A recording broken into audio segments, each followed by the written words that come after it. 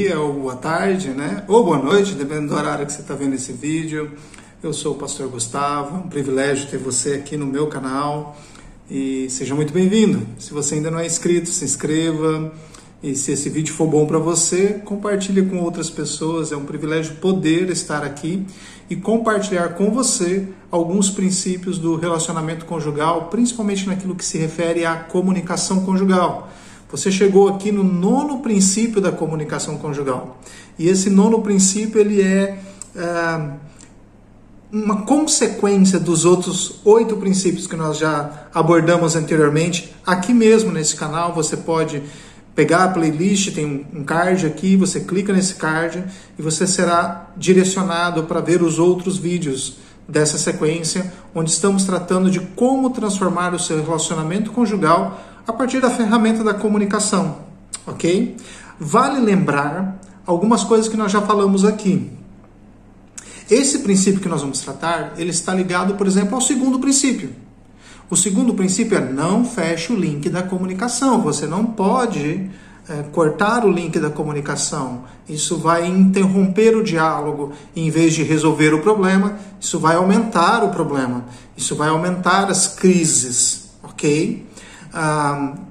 O 9º princípio, que eu quero que você guarde hoje no seu coração, é de que nós precisamos trabalhar a admissão da culpa. Veja que eu estou indo no sentido oposto do que muitas pessoas falam sobre culpa. Muitos estão tratando a culpa como um fenômeno negativo.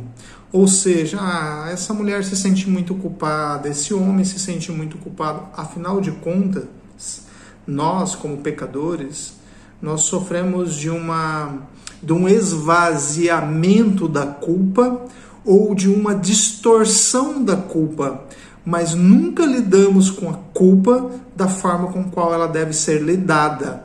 Vou dar um exemplo aqui. Quando nós falamos de culpa, no sentido bíblico, eu e você sabemos que somos culpados.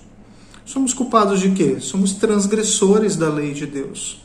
Não somos inocentes diante do tribunal de Deus. E toda a nossa culpa que foi levada sobre Cristo, nos dá agora, por causa de Cristo e do seu sangue, uma nova condição diante do tribunal de Deus. E nós temos a culpa paga. O nosso pecado foi apagado, a nossa culpa foi paga, a nossa dívida foi paga para com Deus o Pai. No relacionamento conjugal, nós precisamos trazer esse mesmo princípio. Eu preciso entender que na tentativa de construir um relacionamento saudável, um relacionamento que glorifique a Deus, eu sofro das minhas mazelas, dos meus pecados, que impõem sobre mim e que agrada a minha carne, a tendência de enaltecer quem eu sou e de fugir da culpa das responsabilidades das minhas ações. Normalmente, nós lidamos com culpa projetando sempre a razão das nossas falhas no outro. Nós sempre queremos achar a culpa no outro. O gatilho para fazer o que eu fiz está em você e na sua ação, culpando o outro. E não assumindo as nossas responsabilidades. Isto é um princípio que normalmente nós costumamos ensinar aos nossos filhos quando criança, quer dizer, assuma suas responsabilidades e suas culpas. Mas nós, enquanto adultos, fazemos o contrário daquilo que estamos dizendo. Nós nos esquivamos da culpa. Nós projetamos a nossa culpa sobre o outro. Nós costumamos dizer que a razão de tudo aquilo que fazemos é justificado pela ação de outros. Nós dificilmente olhamos para dentro, para o nosso coração, sondamos o nosso próprio coração e admitimos então a nossa responsabilidade. E na comunicação, Gustavo, como funciona então? Na comunicação conjugal especificamente, quando nós fugimos das nossas responsabilidades, nós não estamos nos colocando no papel para o qual Deus nos criou. Afinal de contas, governar em um mundo caído, governar em um mundo que vive os princípios do maligno, à luz da palavra de Deus, é restaurar a responsabilidade que temos diante desse Deus e para com o nosso lar, para com a esposa, da esposa para com o marido, do marido e da esposa para com os filhos. É assumirmos a prerrogativa de que temos uma comunicação falha e que a responsabilidade maior é minha. Afinal de contas, eu preciso me comunicar e eu quero me comunicar com o outro. Para que o outro entenda o que está sendo dito, eu preciso ser suficientemente claro. Eu preciso deixar as coisas tangíveis não para mim, mas para o outro. Muitas vezes nós costumamos construir uma comunicação voltado para o nosso modelo de entendimento e não voltado para o serviço ao outro. É como se nós fôssemos vendedores e nós quiséssemos vender o produto para nós mesmos. Na verdade, o que nós temos que fazer é expor para o outro da forma que o outro entenda, da forma que o outro compreenda. Está entendendo? Esse princípio da comunicação traz para nós um grande peso, do qual nós não podemos fugir. Nós não podemos fugir da responsabilidade daquilo que dizemos e daquilo que fazemos, ou daquilo que pensamos. Se alguém é culpado pelas ações, somos nós. Ah, mas aí eu vou sofrer. Bem-vindo ao mundo real, onde nós sofremos por aquilo que fazemos, ou sofremos pela omissão. Muitos, não querendo errar na comunicação, nem construir uma comunicação verdadeiramente clara, optam pela omissão da comunicação.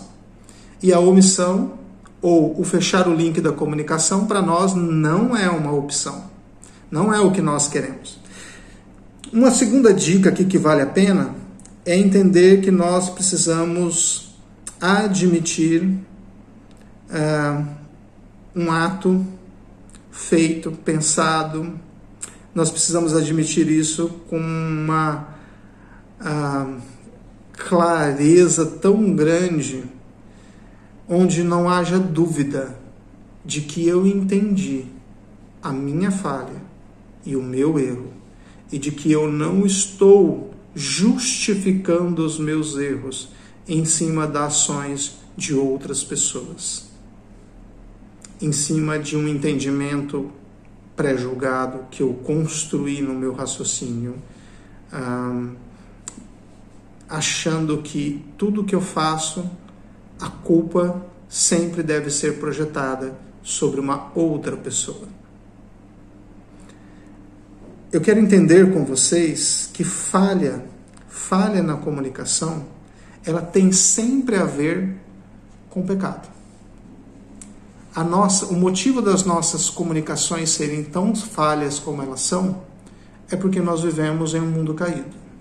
E nós precisamos entender isso. Nós precisamos entender que isso não tira de nós a responsabilidade, mas isso nos alerta de que nossa comunicação não será 100% perfeita. E se você estiver buscando uma perfeição na sua comunicação, que bom, porque o seu referencial está sendo Cristo. Mas isso não serve como justificativa para não se comunicar. Toda a comunicação pós-pecado, ela é uma comunicação imprecisa.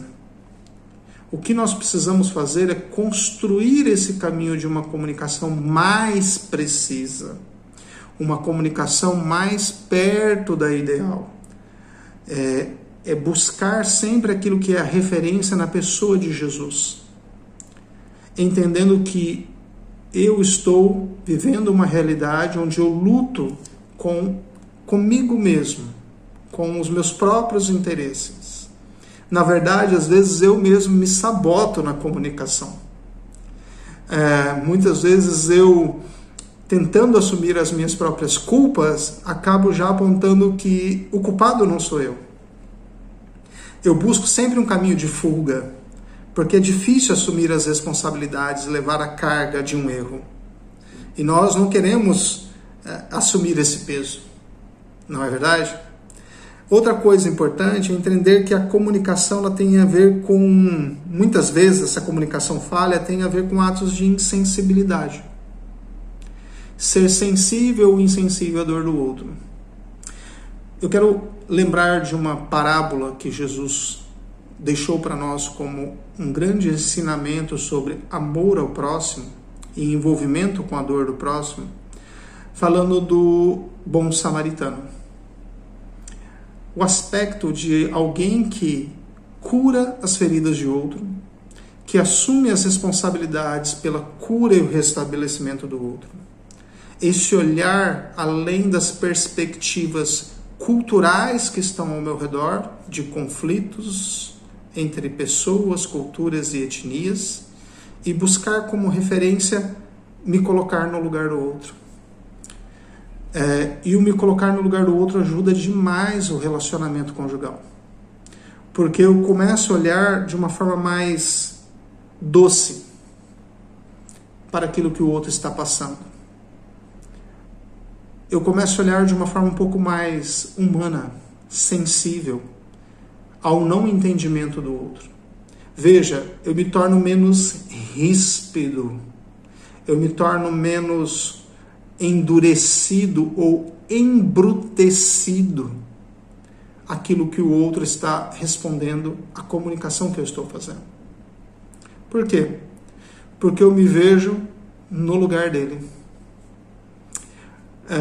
Isso ajuda a que o relacionamento possa encontrar ambos as suas imprecisões, onde ambos encontram os seus erros e os seus pecados, onde ambos vão encontrar o caminho da cura e da restauração, para que esse casamento que está em reconstrução possa alçar voos mais precisos, voos melhores, voos que apontam para a doce graça de Cristo.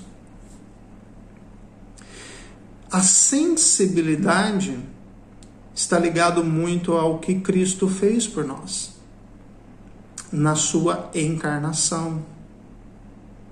Se colocar como um homem perfeito e que sabe o que é padecer. Eu me colocar no lugar do outro como marido, no lugar da minha esposa, e entender o que é padecer. Deixa eu dar um exemplo aqui. A minha esposa tem labirintite. E olha que interessante, até 2017 eu não tinha a mínima noção do que era isso. De 2001 que eu me casei com a Sara, até 2017 eu sabia que ela tinha labirintite. Mas eu não estava sensível a essa dor dela. Eu não tinha noção do que era. Mas em 2017 eu estava numa aula, num treinamento missionário, e um dos colegas de turma também compartilhou que tinha labirintite. E ele falou os sintomas que ele sentia. E era assim, muito parecido com o que a Sara tem. E aí eu comecei a olhar com um olhar um pouco mais doce, um pouco mais sensível.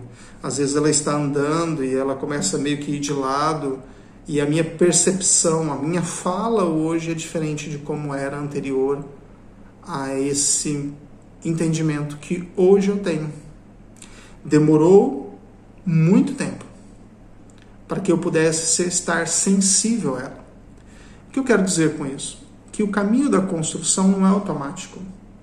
Não é simplesmente saber e entender, mas é um processo de construção no outro e em mim, onde nós juntos estamos trilhando um caminho de construção abertos a toda a transformação que Deus vai fazer em nós. Demorou 16 anos para Sara ter um marido mais sensível a uma doença dela, a uma debilidade física dela, que pudesse compreender um pouco melhor essa debilidade dela.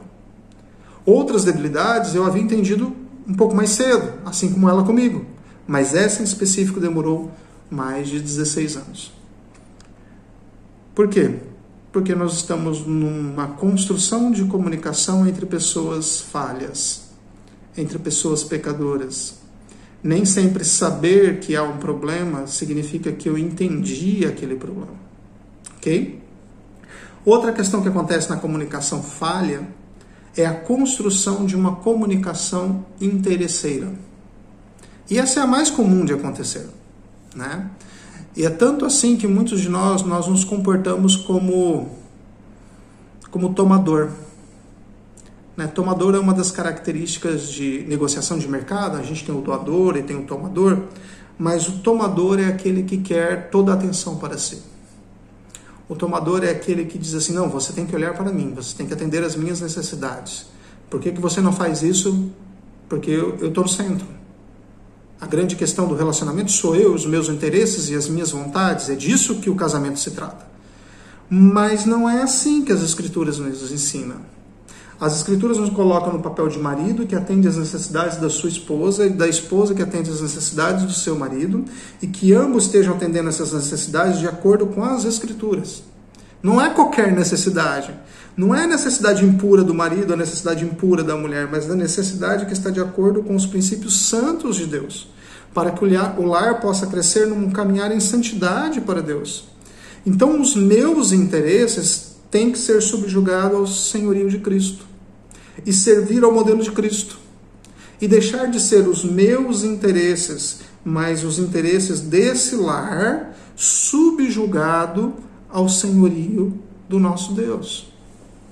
Aí fica mais fácil, porque eu tenho aqui de um lado um líder servo, um homem cabeça que entendeu que tem que agir como Cristo, e eu tenho uma mulher que entendeu a função dela de acordo com os papéis que Deus a deu para agir em honra, em integridade, diante da construção de um lar em sabedoria, de homem e mulher que constrói a sua casa na rocha, para que esse lar esteja firmado em um alicerce firme, para que essa construção de relacionamento esteja acontecendo em comunicação, apesar de haver na comunicação as suas falhas, mas que todas essas falhas sejam reconhecidas como pecados e confessados e deixados aos pés da cruz. Normalmente nós não admitimos que somos interesseiros. Principalmente nós que já temos um tempo de conversão, né? Nós achamos que conversão trata de uma mudança automática de pessoa interesseira para pessoa altruísta. E não é assim, né? Nós sabemos que não é verdade isso. Vamos aqui ter o bom senso de admitirmos as nossas culpas. Nós não fomos mudados assim de uma hora para outra. Isso é um processo que acontece em nós. Tem a ver com santidade. Mas todo esse caminhar em santidade tem a ver com uma intimidade que eu tenho com as Escrituras Sagradas, com Deus das Escrituras. Se eu tenho pouca devoção, pouca leitura bíblica, pouca vida de entendimento das Escrituras, de colocar essas Escrituras em prática, posso demorar muito tempo para entender isso. O que é ter um relacionamento com o marido de uma forma altruísta? E não é porque eu entendi, estou colocando isso em prática, que não vai haver em mim pontos de falha. Lógico que vai haver. E pontos em que eu tenho que voltar e me arrepender. Me assusta ver alguns irmãos dizerem assim sobre a sua vida: eu não me arrependo de nada. Veja, irmãos, a vida do crente é uma vida de arrependimento. A vida do crente não é dizer, eu não me arrependo de nada que eu vivi até hoje. Eu acho que você não entendeu o Evangelho. O Evangelho é uma vida de renúncia e de arrependimento. É entender que a nossa vida, apesar de ter momentos muito bons e do qual a gente possa engrandecer a Deus por esses momentos tão bons, é entender que houve momentos em que nós falhamos. E não é não me arrependo de nada, eu me arrependo de muita coisa na minha vida. Eu me arrependo, por exemplo, do meu período de ignorância. Até os 15 anos de vida, onde eu não tive os meus olhos abertos para o Evangelho. Eu me arrependo. Não teve coisas boas ali? Lógico que teve. Teve muita graça de Deus sobre mim. Mas eu me arrependo. E na comunicação conjugal? Eu já casei sendo crente. Será que eu tenho coisas para me arrepender? Conversa com a minha esposa que você vai saber se sim ou se não. E você, tem coisas para se arrepender? Certamente. E o caminho do arrependimento passa pela confissão. E no matrimônio nós precisamos ter essas duas dimensões muito claras. Confissão a Deus e confissão um ao outro. É trazer os nossos pecados em relação ao outro, diante do outro, com uma consciência de erro e de reparação. É procurar o auxílio mútuo. Olha como isso ajuda. Eu sei que eu sou falho. Eu sei onde eu estou falhando. Eu tenho consciência dos meus erros. Eu tenho consciência de que isso é desonroso diante do evangelho que eu pronuncio e declaro viver. E eu quero a sua ajuda para vencer esse obstáculo. Me ajuda nessa caminhada. Um ao outro ajudando para que o matrimônio possa ser fortalecido. Ser insensível, quando a gente não tem a capacidade de olhar para o outro e sentir a dor do outro, é uma questão de arrogância, é uma questão de coração petrificado, é uma questão de não desejar ser aquilo para o qual fomos criados. É lutar contra aquilo que o próprio Criador colocou em nós, quando nos criou homem e mulher, para que tivéssemos um relacionamento adequado, vívido, na sua santa presença. Essa comunicação arrogante, que vai se desdobrar em uma comunicação interesseira, que busca agradar somente a si mesmo, ela vai ter, se não confessada, se não deixada, se não tratada aos pés da cruz, ela vai criar um lar onde os problemas vão assumindo formas distintas, mas os raízes dos problemas são sempre os mesmos. Às vezes muito mais temor do marido, da esposa, do que temor de Deus. Às vezes uma permanência de uma relação só porque a vaidade é que está fazendo com que essa relação ainda permaneça de pé, a vaidade de um ou de outro, mas não verdadeiramente porque esse lar está construído sobre uma rocha firme que é Cristo Jesus.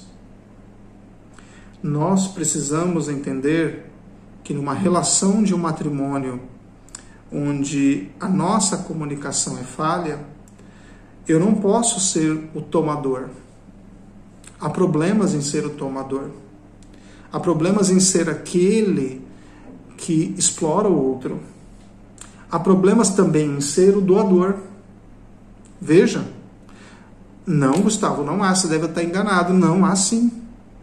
Um doador vaidoso, um doador que encontra-se orgulhoso em ser doador. Mas ele não é um doador da forma bíblica. Ele não é o doador como Cristo foi o doador. Ele é um doador que está doando para ser exaltado pelas pessoas por ser uma pessoa tão boa e tolerar tantas coisas na vida. O referencial dele não está sendo Cristo, o referencial dele está sendo a si mesmo. E o motivo dele não ter uma ação diferente é simplesmente o medo de ser julgado pelas pessoas. O que nós devemos fazer é buscar colocar Cristo em primeiro lugar e corrigirmos as nossas práticas. Eu queria te dar aqui alguns princípios para corrigirmos as nossas práticas no matrimônio. Em primeiro lugar, nós precisamos basicamente assumir a nossa condição. Eu sei quem eu sou e eu me arrependo do que eu faço. E a razão desse relacionamento ainda estar de pé não sou eu, é Cristo Jesus. É a graça dele, é a misericórdia dele. Porque se não fosse, esse relacionamento já teria ruído. É entender quem eu sou e entender que a graça é a razão do nosso lar ainda estar em pé. E ela continuará sendo a razão do nosso relacionamento ainda estar em pé. Segundo lugar, é parar de olhar o casamento como algo onde você só é servido. Na verdade, o casamento é uma relação de cuidado mútuo, onde ambos cuidam desse relacionamento e dos frutos desse relacionamento para o seu Senhor. Eles não cuidam desse relacionamento somente para si mesmo. Lógico que há benefício em cuidar do relacionamento à luz do Evangelho. Lógico que há benefícios de cultivar um relacionamento sadio para a glória de Deus. Lógico que há benefícios. Agora, eu preciso entender que a minha comunicação conjugal imprecisa, a minha comunicação conjugal vaidosa, a minha comunicação conjugal cheio de orgulho, ela não constrói essa glória para o Criador. Ela quer construir somente uma glória para si mesmo. Percebe? Onde eu quero ser servido, porque é para isso que eu me casei. É para ter uma esposa que fique passando minhas roupas, cuidando da minha casa. É para ter um marido que pague todas as minhas contas. E há diversas outras coisas que estão acontecendo nos matrimônios, que não se resume só a isso que eu falei aqui.